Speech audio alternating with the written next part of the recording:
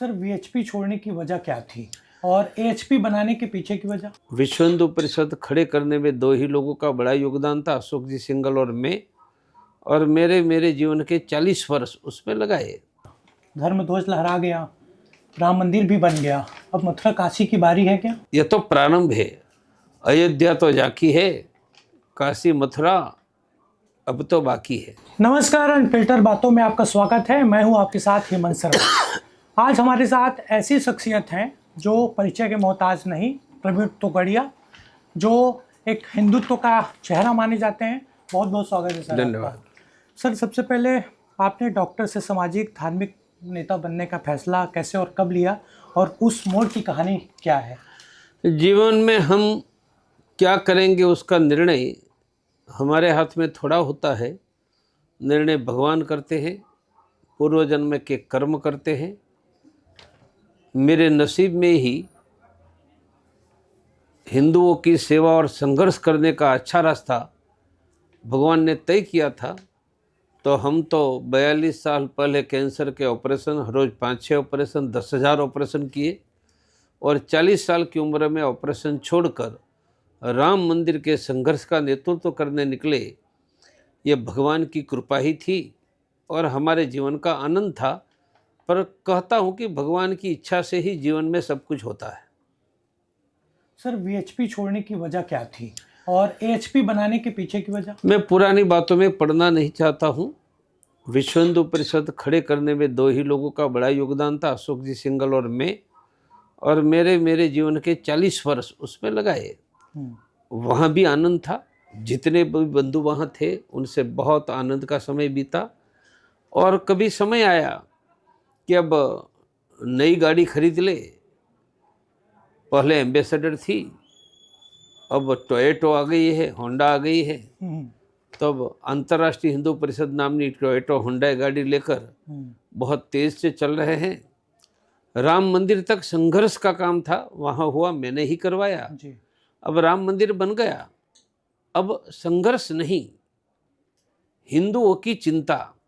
इसलिए अब तो हिंदू ही आगे, सुरक्षित हिंदू, समृद्ध हिंदू, सम्मान युक्त हिंदू। जैसे अयोध्या में राम जी के मंदिर पर भगवा झंडा लहराया, भगवा झंडा लहराया, उनका अर्थ कि राम जी को बहुत बड़ा मंदिर मिला। अब मैं हर हिंदू घरों पर भगवा झंडा, तो घर पर में एग्जैक्ट भंगा झंडा नहीं, पर जैसे राम जी को बड़ा मंदिर मिला, ऐसे हर हिंदू को अच्छा घर मिले, बच्चों को अच्छी शिक्षा मिले, परिवार को स्वास्थ्य, युवाओं को रोजगार और किसानों को फसल का दाम। ये मेरा राम मंदिर 2 है। मैं राम मंदिर 2 के लिए या अंतर्राष्ट्रीय हिंदू परिषद, राष्ट्रीय बजरंग दल, राष्ट्रीय महिला परिषद, ओजस्विनी, ये 4 संगठन, राष्ट्रीय छात्र परिषद लेकर निकला हूँ। सर, जिस तरीके से राम मंदिर का जिक्र आपने किया, धर्म ध्वज लहरा गया, राम मंदिर भी बन गया, अब मथुरा काशी की बारी है क्या? क्यों नहीं, अकेली मथुरा काशी क्यों? हमारे 30,000 मंदिर छीनकर उस पर उन्होंने अपना खड़ा किया है। यह तो प्रारंभ है। अयोध्या तो जाकी है, काशी मथुरा अब तो बाकी है। इसके लिए क्या प्रयास हो रहा है आपके द्वारा? जब समय आएगा तब बताएंगे। ये जिस तरीके से बहुत सारी जगहों से ये खबरें निकलकर सामने आई थी, हिंदुओं की टारगेट किलिंग होती है, तो क्या हिंदुओं को भी अब हथियार रखने की जरूरत है? हिंदुओं के हथियार पुलिस है, सेना है, हमारी है, सरकार हमारी है। हम हथियार नहीं उठाएंगे जनता के नाते। हमारी रक्षा के लिए हथियार उठाएंगे पुलिस, सरकार। हम पुलिस सरकार पर कभी आवश्यकता है तो दबाव बनाएंगे कि पुलिस और आर्मी हिंदुओं की रक्षा के लिए खड़ी रहे। बहुत सारे साधु संत कहते हैं कि इस तरीके से चीज़ें हो रही है, उसमें अब हथियार रखने की ज़रूरत पड़ रही है हमको। मैंने मेरा विचार बता दिया, हर एक को अपना विचार रखने का अधिकार है जी। ये छत्तीसगढ़ में भी ये चीज़ें निकल कर सामने आ रही है, लव जिहाद, और पूरे देश भर में एक बड़ा मुद्दा है। अकेला लव जिहाद नहीं, लव जिहाद है, लैंड जिहाद है, टैक्स जिहाद है, बिजली चोरी जिहाद है, हिंदू पर हमला जिहाद है, कंप्यूटर जिहाद है। ऐसी अनेक प्रकार की जिहाद चल रही है। उन सब के प्रति सरकार को, प्रशासन को और हिंदुओं को, तीनों को सावधान रखकर देश में कोई भी व्यक्ति असुरक्षित न बने, वो निश्चित करना चाहिए। ये आप लगातार जनसंख्या नियंत्रण को लेकर बात करते रहे हैं और कहते रहे हैं कि हिंदुओं को 3 बच्चे पैदा करना चाहिए। हाल ही में जो बागेश्वर धाम के पीठाधीश्वर हैं धीरेन्द्र कृष्ण शास्त्री, उन्होंने भी कहा कि हिंदू 4 बच्चे पैदा करें। पहली बात है, हिंदू 3 बच्चा पैदा करते तो सरकार की अनेक सुविधाएं बंद हो जाती है। मुसलमान 11 बच्चे पैदा करते तो भी सुविधा बंद नहीं होती है। ये कैसे चलेगा? जी। सबके लिए समान कानून। 2 से ज़्यादा बच्चा पैदा करने पर सब पर प्रतिबंध लगाओ। उनको कहते जनसंख्या नियंत्रण कानून। कैसा कानून बनेगा? आज 2 बच्चे हैं, कानून बना। किसी के घर में तीसरा बच्चा आया, उनको सरकारी अन्न नहीं मिलेगा जी। उनके बच्चे को सरकारी स्कूल, परिवार को सरकारी हॉस्पिटल में सेवा नहीं मिलेगी, बैंकों से लोन नहीं, नौकरी नहीं। ये करो, और नहीं करते हैं तब तक 3 बच्चे। हिंदू सच्चे, हिंदुओं में भी ज़्यादा बच्चा पैदा करने की ताकत है ही, करेंगे। आपके खिलाफ दायर जो मामले हैं और हेट स्पीच हैं, उन आरोपों पर आप क्या कहते हैं और आप इसे कैसे देखते हैं? अरे कुछ नहीं कहते, चलता रहता है। हाँ। और चलता रहता है, ऐसे आरोप से कौन डरते हैं? जी जी। हम आरोप लगाने वाले हैं, हम दूसरे का आरोप थोड़े सुनते हैं। जिस तरीके से सरकार चल रही देश की, उसको लेकर क्या राय है आपकी?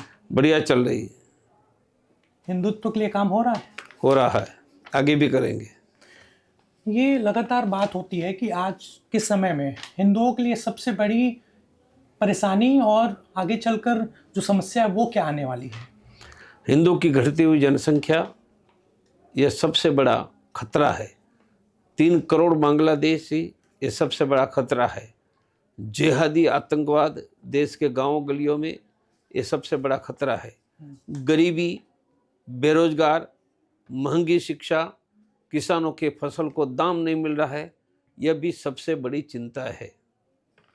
ये जिस तरीके से चीज़ें चल रही है हिंदुओं के लिए, और जो खास करके युवा हिंदू हैं, उनके लिए क्या संदेश है आपका? कहेंगे अच्छी पढ़ाई करो, मेहनत करके प्रामाणिकता से नौकरी करो, अपने परिवार की चिंता करो, और परिवार की चिंता करते करते अपने रिश्तेदार, देश, समाज, धर्म की भी चिंता करो। ये आजकल सबसे ज़्यादा चर्चा है SIR। ये मैं विपक्ष तो कहूँगा कि 3 करोड़ बांग्लादेशियों को पाकिस्तान, बांग्लादेश पार्सल कर दो तो SIR ठीक हो जाएगी। SIR बांग्लादेशियों को दूर रखने के लिए अच्छा कदम है, पर बांग्लादेशियों को भारत से ही दूर करो। लेकिन सबसे ज़्यादा मुखर पश्चिम बंगाल की मुख्यमंत्री अरे है। होता है, हर एक को लोकतंत्र में बोलने का अधिकार। वह दीदी है तो दीदी के लिए भाई को कुछ नहीं बोलना चाहिए। नहीं, फिर भी जिस तरीके से विपक्ष कहता है कि वोट काटने का जरिया है SIR, और मुझे सरकार कुछ कहती नहीं है कहना। घुसपैठियों को बाहर कर दिया जाएगा। मैं 2 बातें कहूँगा। भारत का कोई अधिकृत नागरिक मतदान से दूर न रहे, वह चुनाव आयोग सुनिश्चित करे, और कोई बांग्लादेशी मतदाता न बने, वह सुनिश्चित करे, तो मैं मानूंगा कि ठीक किया है। आशा रखते हैं कि ठीक करेंगे।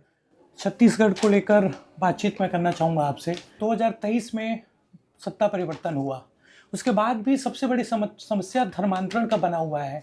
बस्तर के कई इलाके ऐसे हैं जहाँ पर लगातार ये खबरें आती हैं। किस तरीके से आपका प्रयास होगा धर्मांतरण? धर्मांतर रोकने का काम कानून है, धर्मांतर विरुद्ध सरकार भी करे। धर्मांतर रोकने के लिए मेरी योजना है, ट्राइबल और ट्राइबल नहीं है, वह सब गांव में मंगल या शनिवार शाम को लोगों को इकट्ठा करके हनुमान चालीसा करो। धर्मांतर रोकने के 2 उपाय है। धर्म की श्रद्धा मजबूत करो, और गरीबों को शिक्षा, स्वास्थ्य, रोजगार दो। हम हनुमान चालीसा के आधार पर ये सब करने जा रहे हैं, और छत्तीसगढ़ में गांवों तक हम हनुमान चालीसा फैला रहे हैं। ये आपकी राय है, लेकिन जो यहाँ के हिंदुत्व के लिए जो लोग काम कर रहे हैं, उनका ये कहना है कि सरकार से काफ़ी उम्मीद थी, बीजेपी सरकार से, लेकिन धर्मांतरण को लेकर ना कुछ हो रहा है, लव जिहाद को लेकर ना कुछ हो रहा है। धर्मांतरण को लेकर मुख्यमंत्री ने कहा है ज़रूर कि यहाँ पर कानून जल्द बनेगा, लेकिन ठोस पहल नहीं हो पाई। आपकी जानकारी के लिए, छत्तीसगढ़ में धर्मांतर के विरुद्ध में कानून है ही। मध्य प्रदेश में बना था, और मध्य प्रदेश के सभी कानून छत्तीसगढ़ में हैं, तो धर्मांतर के विरुद्ध कानून है। करना यह है कि कानून का प्रशासन पालन करवाए। हर एक को अपनी बात रखने का अधिकार है। हमने अपनी बात रखी, ठीक है, थैंक यू वेरी मच। ये थे हमारे साथ प्रवीण तोकड़िया जी, जिन्होंने विभिन्न मुद्दों पर बात रखी। आगे अगले मेहमान से मुलाकात होगी। नमस्कार।